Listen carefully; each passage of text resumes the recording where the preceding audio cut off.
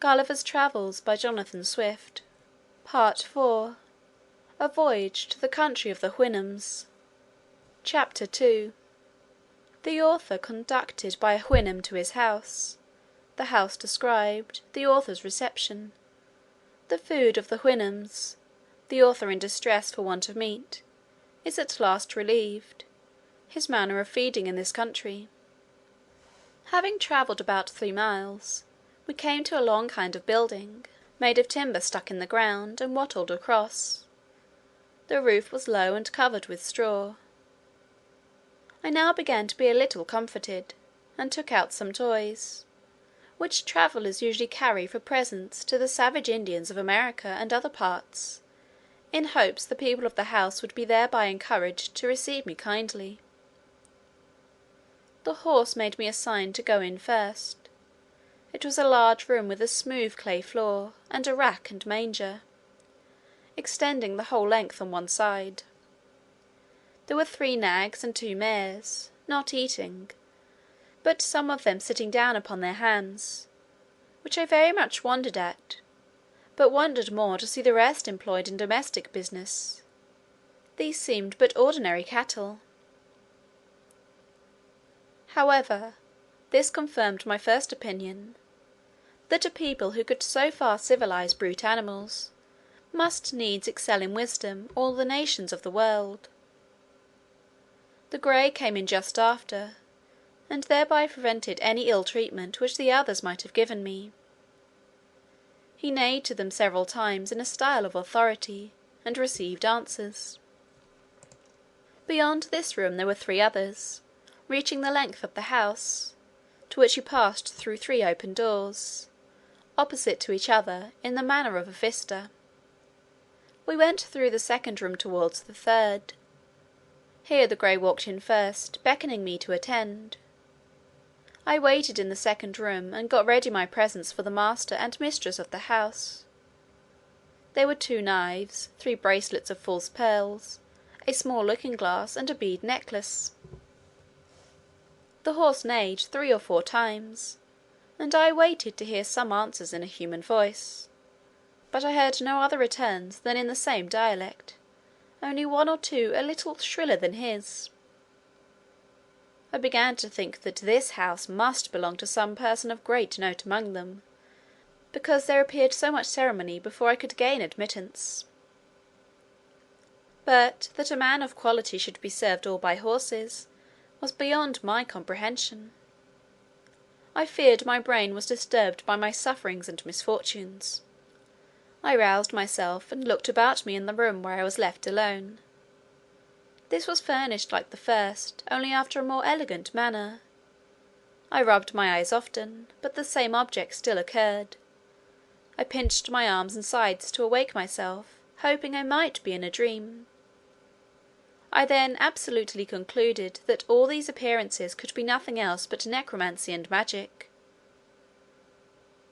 But I had no time to pursue these reflections, for the grey horse came to the door, and made me a sign to follow him into the third room, where I saw a very comely mare, together with a colt and foal, sitting on their haunches upon mats of straw, not unartfully made, and perfectly neat and clean.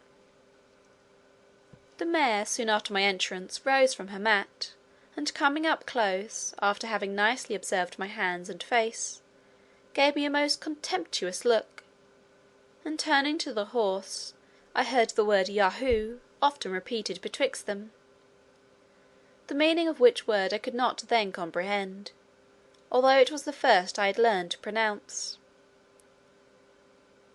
But I was soon better informed, to my everlasting mortification, for the horse, beckoning to me with his head, and repeated the Houyhnhnms, as he did upon the road, which I understood was to attend him, led me out into a kind of court, where was another building at some distance from the house.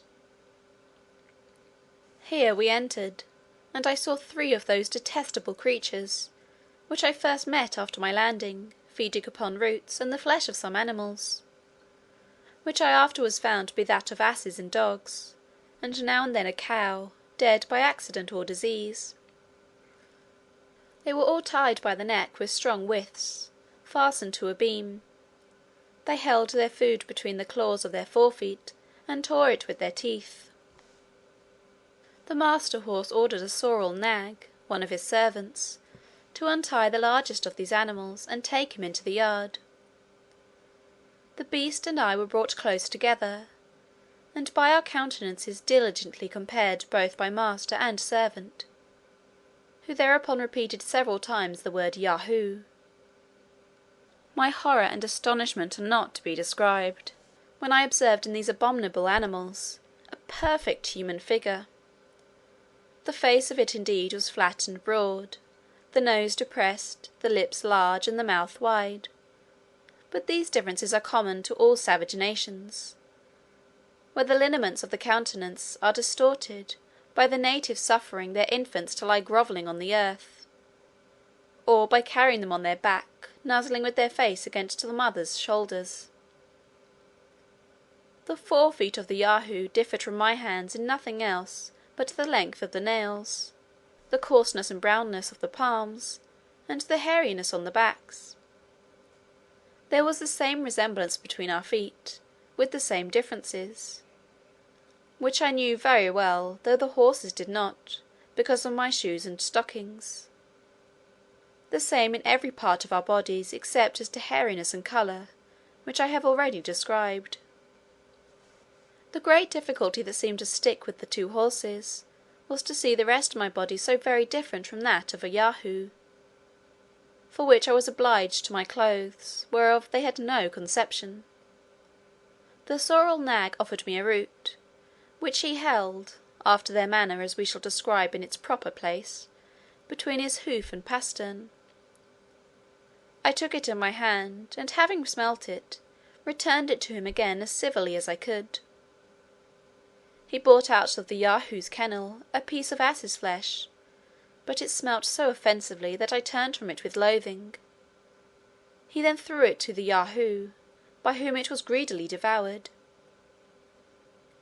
He afterwards showed me a wisp of hay and a fetlock full of oats, but I shook my head, to signify that neither of these were food for me; and indeed I now apprehended that I must absolutely starve, if I did not get to some of my own species. For as to those filthy Yahoos, although there were few greater lovers of mankind at that time than myself, yet I confess I never saw any sensitive being so detestable on all accounts; and the more I came near them, the more hateful they grew, while I stayed in that country. This the master horse observed by my behaviour, and therefore sent the Yahoo back to his kennel. He then put his fore hoof to his mouth, at which I was much surprised, although he did it with ease, and with a motion that appeared perfectly natural, and made other signs to know what I would eat; but I could not return him such an answer as he was able to apprehend, and if he had understood me, I did not see how it was possible to contrive any way for finding myself nourishment.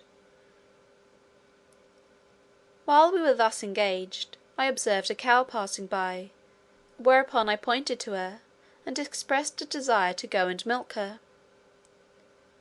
This had its effect, for he led me back into the house, and ordered a mare servant to open a room, where a good store of milk lay in earthen and wooden vessels, after a very orderly and cleanly manner.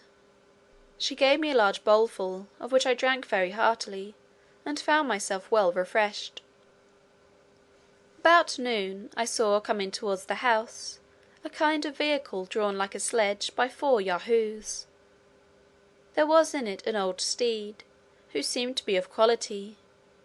He alighted with his hind feet forward, having by accident got hurt in his left fore foot.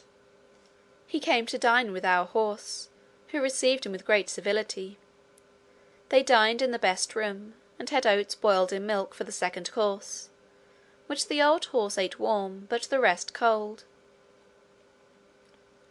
Their mangers were placed circular in the middle of the room, and divided into several partitions, round which they sat on their haunches, upon bosses of straw. In the middle was a large rack, with angles answering to every partition of the manger, so that each horse and mare ate their own hay, and their own mash of oats and milk, with much decency and regularity. The behaviour of the young colt and foal appeared very modest, and that of the master and mistress extremely cheerful and complaisant to their guest. The grey ordered me to stand by him, and much discourse passed between him and his friend concerning me, as I found by the strangers often looking on me, and the frequent repetition of the word Yahoo. I happened to wear my gloves, which the master grey observing, seemed perplexed, discovering signs of wonder what I had done to my forefeet. He put his hoof 3 or 4 times to them, as if he would signify that I should reduce them to their former shape, which I presently did, pulling off both my gloves, and putting them into my pocket. This occasioned farther talk, and I saw the company was pleased with my behaviour, whereof I soon found the good effects. I was ordered to speak the few words I understood, and while they were at dinner, the master taught me the names for oats, milk, fire, water, and some others, which I could readily pronounce after him, having from my youth a great facility in learning languages. When dinner was done, the master horse took me aside, and by signs and words made me understand the concern he was in that I had nothing to eat. Oats in their tongue are called Houyhnhnms. The word I pronounced 2 or 3 times, for although I had refused them at first, yet upon second thoughts I considered that I could contrive to make of them a kind of bread, which might be sufficient with milk to keep me alive, till I could make my escape to some other country, and to creatures of my own species. The horse immediately ordered a white mare servant of his family to bring me a good quantity of oats in a sort of wooden tray.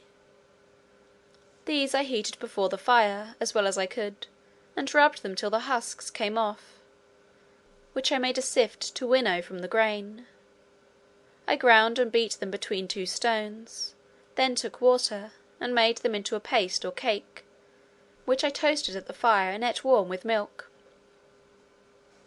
It was at first a very insipid diet, though common enough in many parts of Europe, but grew tolerable by time; and having often been reduced to hard fare in my life, this was not the first experiment I had made how easily nature is satisfied. And I cannot but observe, that I never had 1 hour's sickness while I stayed in this island. It is true I sometimes made a shift to catch a rabbit or bird, by springs made of Yahoos' hairs, and I often gathered wholesome herbs, which I boiled, and ate as salads with my bread; and now and then, for a rarity, I made a little butter, and drank the whey. I was at first at a great loss for salt, but custom soon reconciled me to the want of it; and I am confident that the frequent use of salt among us is an effect of luxury, and was first introduced only as a provocative to drink, except where it is necessary for preserving flesh in long voyages, or in places remote from great markets; for we observe no animal to be fond of it but man; and as to myself, when I left this country, it was a great while before I could endure the taste of it in anything that I ate. This is enough to say upon the subject of my diet, wherewith other travellers fill their books, as if the reader were personally concerned whether we fare well or ill. However, it was necessary to mention this matter, lest the world should think it impossible that I could find sustenance for 3 years in such a country, and among such inhabitants. When it grew towards evening, the master horse ordered a place for me to lodge in. It was but 6 yards from the house, and separated from the stable of the Yahoos. Here I got some straw, and covering myself with my own clothes, slept very sound. But I was in a short time better accommodated, as the reader shall know hereafter, when I come to treat more particularly about my way of living. Part 4, Chapter 2.